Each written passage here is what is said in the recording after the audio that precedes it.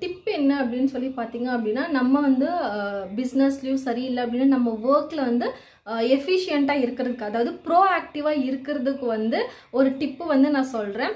எப்போவுமே வந்து நீங்கள் ஒரு விஷயம் ஸ்டார்ட் பண்ணுறதுக்கு முன்னாடி பசியோட மட்டும் இருக்கவே இருக்காதீங்க.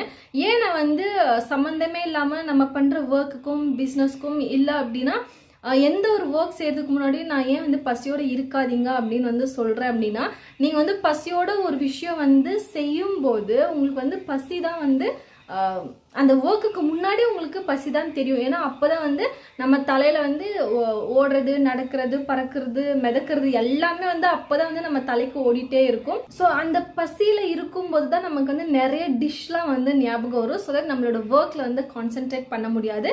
ஸோ அதனால தான் சொல்கிறேன், எப்போவுமே ஒரு விஷயம் நீங்கள் ஸ்டார்ட் பண்ணுறதுக்கு முன்னாடி பசியை இன்ஸ்டண்ட்டாக ஓகே நம்ம இந்த ஒர்க் வந்து ரொம்ப எமர்ஜென்சி, இதை பண்ணியே ஆகணும். ஸோ இதுக்கு வந்து என்னால் இப்போ இது இன் பிட்வீனில் வந்து என்னால்